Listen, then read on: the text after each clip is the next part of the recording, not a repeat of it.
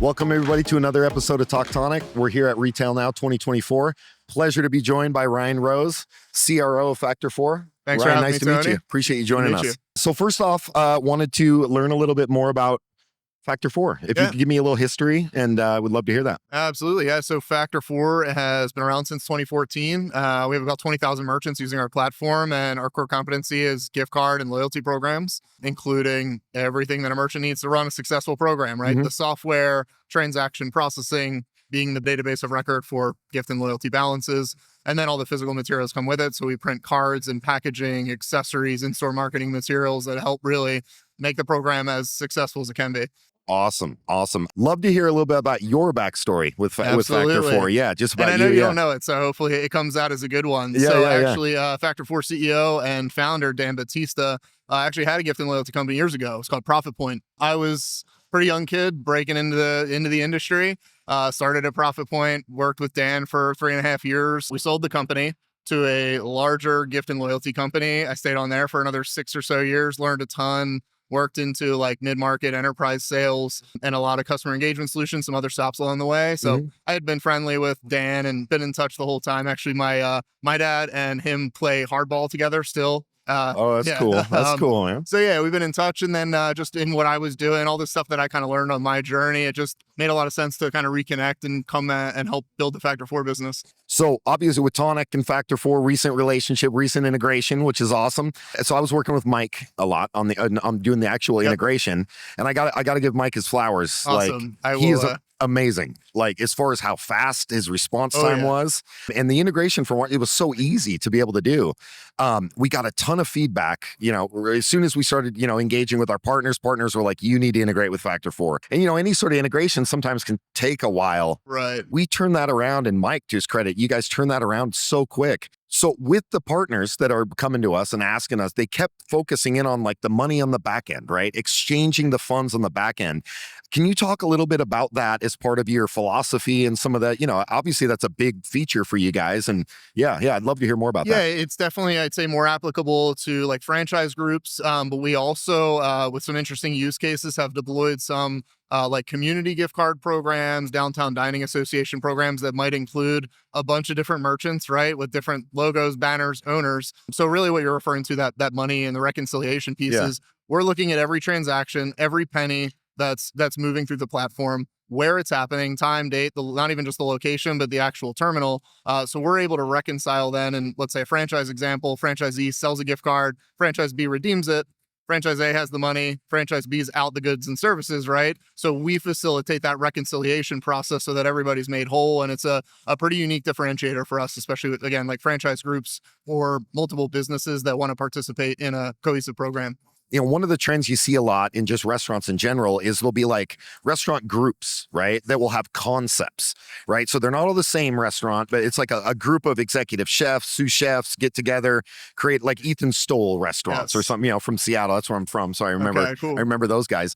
But so gift cards for them, they're able to, if they have multiple different concepts, but they're all under that umbrella. So theoretically, they'd be able to use if they wanted to use a gift card across those concepts as a restaurant group? Yeah, and actually we have a handful of really strong restaurant concept groups that we work with today. What they're doing in most cases is they offer individual branded gift cards for each of the brands and a family of brands card. They can do it any way they want. We can even print and brand the cards for each individual banner, but still on the back end, make it so that they can work across, right? Even if it's not promoted that way. So there's a lot of flexibility in how we can or can't like connect all the things on the back end if the merchant wants it that way, right? That's cool. Cause that's a big trend, man. I've been seeing it come up, and all that, and being able to do that is so critical, right? Yeah. And I'd say not even that, but with some of the hospitality concept groups, in a lot of cases, they might have like disparate POS systems across the group, or in some cases, right, they might already be doing gift cards with vendor A, B, and C.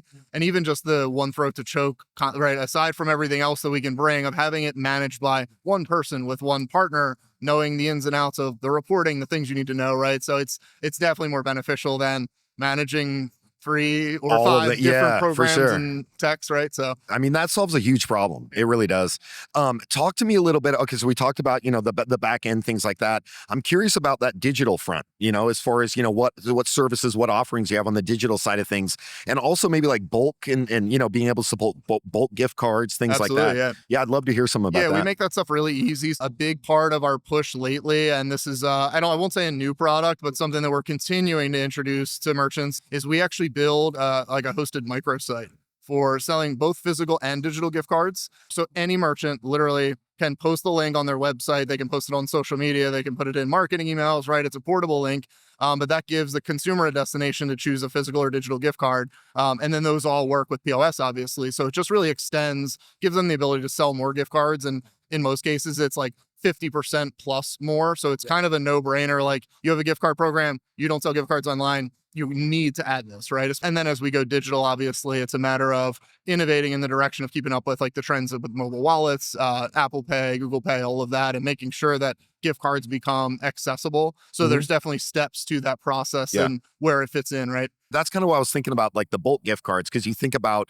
those scenarios, right? Where, hey, I want to go purchase all these gift cards for my staff or, my employees, and it's a bunch of gift cards for one location, and doing that easily, right? So yeah, that's why I was curious about that. Yeah, and on the back end for that, it's very easy to like take a set of cards, whether they're digital card numbers or actual physical cards, and load a range in our system. So you can say card number 1, card number 500, I want them all $50. Very, like, one click of a button, and they have, the bulk gifting to Makes distribute. it way easier, right? Than having it one, back and forth, one at a Exactly, time, and things like that. Yeah.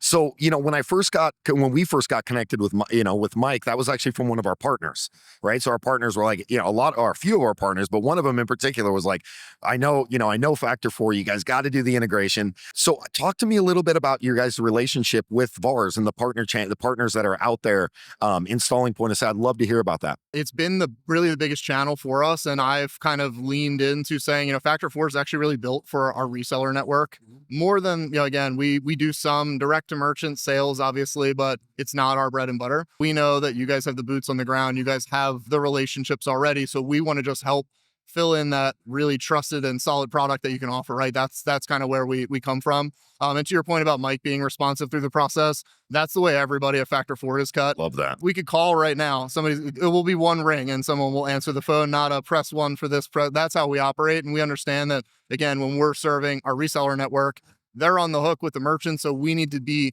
super fast, super responsive. And that's how we've really kind of built our playbook. I love that. And you just reminded me, I remember I did call. And I was looking to get a hold of Mike, and it was immediate pickup. And it wasn't Mike. It was like, oh, let me get him on the phone real quick. Immediate, so that culture that you guys build, I mean, that's huge, right? Yeah. Talk to me a little bit about some trends that you guys are seeing just in the market in general, right? Things that you're noticing, things you're taking advantage of, whether they, maybe they're technologies, maybe they're strategic, right? Business. I'd love to hear about some of that you're seeing. There's a push and pull, right? There's obviously a big transition of everything being digital. I actually mentioned this in a session earlier. That's interesting is that first and foremost, the customer's going to decide what they like and what they like to do. We're not going to decide for them. So like, we want to embrace like the growth into digital and have those capabilities, but that doesn't mean we're getting rid of everything that was tried and true, even physical plastic gift cards, because the numbers show, I think actually through the holiday season, we're fulfilling tons of gift cards for online sales. And we still see a 60-40 split, 60% physical gift cards being sold online, 40% digital, up until that last week before Christmas when they're pretty much all digital because you don't really have time to get one mailed. Last minute, right? But interestingly enough, it's trying to figure out like how those two things converge, right? That idea of taking a physical card and adding it into a digital wallet so then you can ditch the card, but you still have the value. And then even pushing further into what I see now is stored value as part of a customer's account.